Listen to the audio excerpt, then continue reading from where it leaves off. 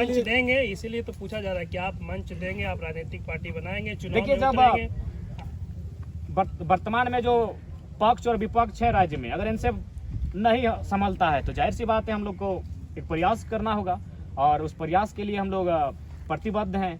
निश्चय ही 2024 में इस उलगुलान के माध्यम से एक बदलाव देखने को मिलेगा। लोकसभा और विधानसभा दोनों किस चुनाव में आप ट्रेलर लोकसभा में ही दिखेगा। और ऐसा नहीं कि इनके पास बजट में पैसा नहीं है। ये लोग खतियानी यात्रा करते हैं, जोहार यात्रा करते हैं, अश्लील यात्रा करते हैं, तब तो पैसा आता है। अभी होली में लाखों का खर्चा उड़ रहा है, तब तो पैसा आ रहा है।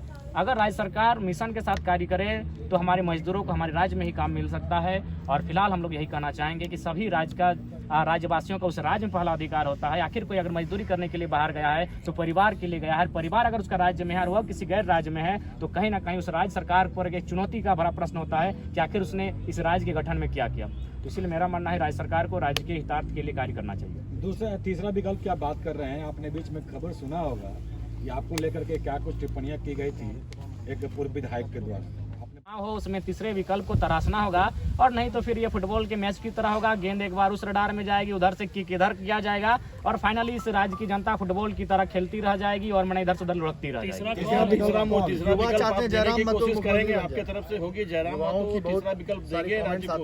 तीसरा विकल्प देने का तो मौका था, लेकिन जयराम जी आप तो नहीं दिए। देखिए, सबसे पहला बात है कि हम लोग पहले ही बोलें कि हम लोग जो भी करेंगे कहेंगे 2024 में ही फ्रेश होगा। उपचुनाव और साल डेढ़ साल के लिए हम लोग रिस्क नहीं लेना चाहेंगे, ना हम लोग इंटरेस्ट लेना चाहेंगे। जो भी होगा 2024 में ही होगा। और बिल्कुल अगर युवा चाहें इस राज्य के तो बदलाव होने की गुंजाइश हो सकते हैं, लेकिन थोड़ी सी संभावना इसलिए कम लगती है क्योंकि कहीं ना कहीं मैंने जो अक्सर कहा है कि चुनाव के समय तक बहुत कुछ देखने और सुनने को मिलता है, लेकिन जैसे चुनाव का समय आता है कहीं ना कहीं पैसा बहुत ज़्यादा हावी हो जाता है। फिलहाल जो युवा हैं वो कहीं ना कहीं लड़ने की, पैसा देकर चुनाव लड़ने की स्थिति में नहीं है। और दूसरी बात, 2024 का जो चुनाव होगा उसमें केवल पढ़े लिखे युवा नहीं चाहिए, बल्कि ऐसे युवा चाहिए जो अपने प्राणों की आहुति दे सकें। इसलिए इस बात को मैं कह रहा हूँ क्योंकि मैं एक PhD का छात्र हूँ और मैं झारखंड के भविष्य को देख पा रहा हूँ।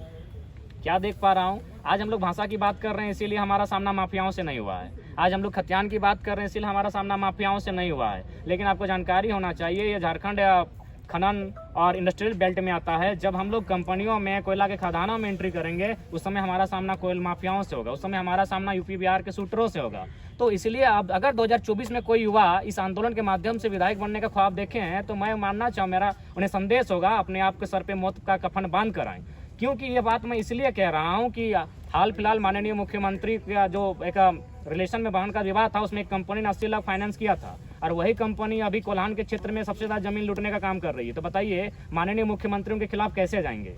आप देख सकते हैं आपका बड़का गांव के क्षेत्र में जो कर्णपुरा कोल ब्लॉक से वहाँ 35 कोल ब्लॉक्स आवंटन किए गए हैं। बताइए 35 कोल ब्लॉक, 235 गांव आते हैं, 5 गांव को छोड़कर बाकी 230 गांव विस्थापित हो जाएंगे। तो इस पर कौन सी सरकार उसके सामने जाएगी? क्योंकि पूंजीपतियों का सामना करना आसान नहीं है। पूंजीपतियों का सामना निर्मल दा नहीं कर पाए। आपको क्या लगता है निर्मल दा क्या झारखंड अलग राज्य?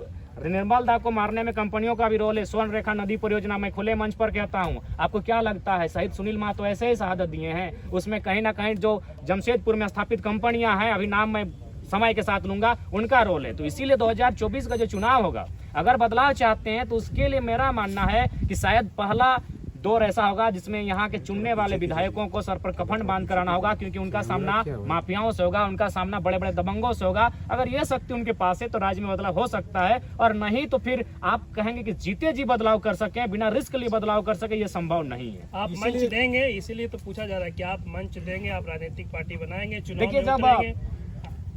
जब वर्तमान में जो पक्ष और विपक्ष है राज्य में, अगर इनसे नहीं संभलता है तो जाहिर सी बात है हम लोग को एक प्रयास करना होगा, और उस प्रयास के लिए हम लोग प्रतिबद्ध हैं। निश्चय ही 2024 में इस उलगुलान के माध्यम से एक बदलाव देखने को मिलेगा। लोकसभा और विधानसभा दोनों किस चुनाव में आप ट्रेलर लोकसभा में ही दिखेगा।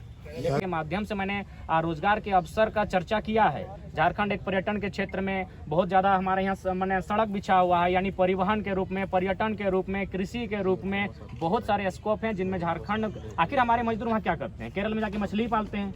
केरल में मछली पालते हैं ना। हमारे मजदूर आखिर क्या करते हैं? वहाँ जाके टावर लाइन में काम करते हैं।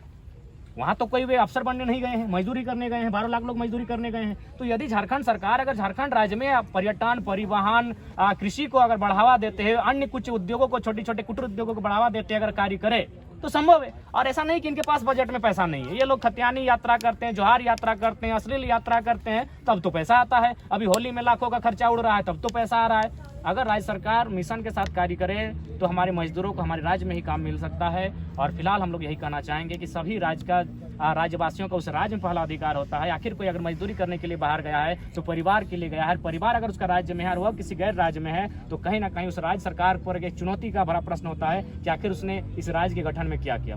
तो इसलिए मेरा मानना है राज्य सरकार को राज्य के हितार्थ के लिए कार्य करना चाहिए। तीसरा विकल्प क्या बात कर रहे हैं, आपने बीच में खबर सुना होगा कि आपको लेकर के क्या कुछ टिप्पणियां की गई थी एक पूर्व विधायक के द्वारा, आपने